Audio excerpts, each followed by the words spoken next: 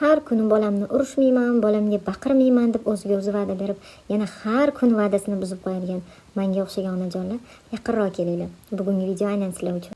Sotib olishga-ku sotib olib, o'qib ham ko'rib, lekin umuman amal qila olmay turganim mana shu kitob haqida bugun sizlar bilan gaplashaman va uchta eng top informatsiyani sizlar bilan bo'lishaman. O'zi aslida har bitta ona bolasini nima uchun urishadi, nima uchun baqiradi, nima uchun jazolaydi? Albatta, uni qilayotgan qaysidir xatti-harakati noto'g'ri ekanini bolasiga bildirish uchun urishadi.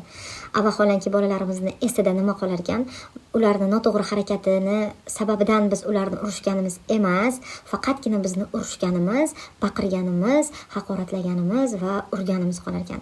Ya'ni bizning niyatimiz aslida yaxshi, lekin noto'g'ri yo'lda ketganimiz xatomiz ekan va bolalarning esida faqatgina yomon xotiralar qolib ketar ekan. Yana bitta zo'r hikoya bilan kitobning avtori juda ham chiroyli tarbiyani, noto'g'ri tarbiyamizni ta'riflab bergan. Ya'ni bitta qizcha bo'ladi, uni onasi chuchvaraga o'xshagan nimanidir tugayotgan bo'ladi va onasiga borib so'raydi: "Onajon, nima uchun chuchvaralarni chetidagilarni qayirib qo'yapsiz?" deydi. Onasi aytadi: "Bilmayman, meni onam shunaqa o'rgatgan, onam shunaqa qilaman. Va sen ham shunaqa qilishing kerak" deydi. Qizcha so'raydi: "Nima uchun shunaqa qilyapsiz?" desa, onasi aytadi: "Bilmayman nima uchun. Meni onam shunaqa o'rgatgan" deydi. U qizcha hayron bo'ladi-da, buvisiga borib so'raydi: "Buvijon, nima uchun chuchvaralarni tugayotganingizda chetidagi chuchvaralarni buklab tugayapsiz?" deydi. Buvisi aytadiki: "O'sha paytda, ya'ni men yoshligimda chuchvaralarni tugayotgan paytimda meni patnisimga chuchvaralar sig'magan. Shu sababdan men buklashga majbur bo'lganman" deydi. Bu yerda qaranglar, juda ham zo'r tarbiyani bizga avtor вообще zo'r qilib tushuntirib bergan. Ya'ni biz aksariyat hollarda bularimiz shunaqa ish qilgan deb, onalarimiz shunaqa ish qilgan, biz ham shunaqa qilishimiz kerak va qizlarimiz ham shunaqa qilish kerak deb hisoblaymiz. Vaholanki o'ylamaymizki, nimaga ular shunaqa qilgan deb. Har bitta inson o'zini davridan, o'zini sharoitidan, o'zini imkoniyatidan kelib chiqqan holda ish yuritishi kerak. Ya'ni bularimiz alohida, onalarimiz alohida, biz alohida va bizni bolalarimiz ham o'zini davridan, sharoitidan, imkoniyatidan kelib chiqqan holda ish ko'rish kerak degan narsani juda ham chiroyli qilib tasvirlab bergan. Yana bitta anglab yetgan narsam, ya'ni mana va juda ham ko'p onalarni noto'g'ri berayotgan tarbiyamiz, ya'ni bolalarimizga yo'q deyishga ruxsat bermaymiz.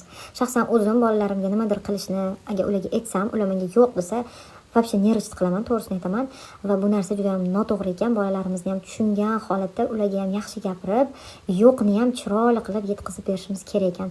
Ya'ni ular yo'q desa, g'azab qilmasdan, ya'ni sen meni bolamsan, men nima desam shuni qilishga majbursan, yo'q deyishga seni haqqing yo'q deb o'rgatgan tarbiyamiz juda ham noto'g'ri ekan. Ya'ni bu narsa kelajakda bolalarni boshqa insonlarga ham, yomon narsalarni o'rgatayotgan insonlarga ham yo'q deya olmaslikka o'rgatib qo'yar ekan. Ya'ni bu narsa bolalarimizni qo'rqoq bo'lishiga sababchi bo'lib qolar ekan. 100% baqirmaydigan ona bo'ldim deb gapirsam yolg'on bo'ladi. Lekin yaxshi ona bo'lishga harakat qilyapman. Ozgina bo'lsa ham tushunganimni o'zi ham menimcha katta narsa deb o'ylayman va o'zimga o'xshagan onalarga shu kitobni o'qishni обязательно o'qib ko'rishinglarni, bir marta emas, kamida 2-3 marta o'qib ko'rishinglarni tavsiya qilaman. Xudo xolasa yaxshi ona bo'lishimizda va bolalarimizni esida yaxshi ona bo'lib qolishimizga bu kitob обязательно yordam beradi degan umiddaman.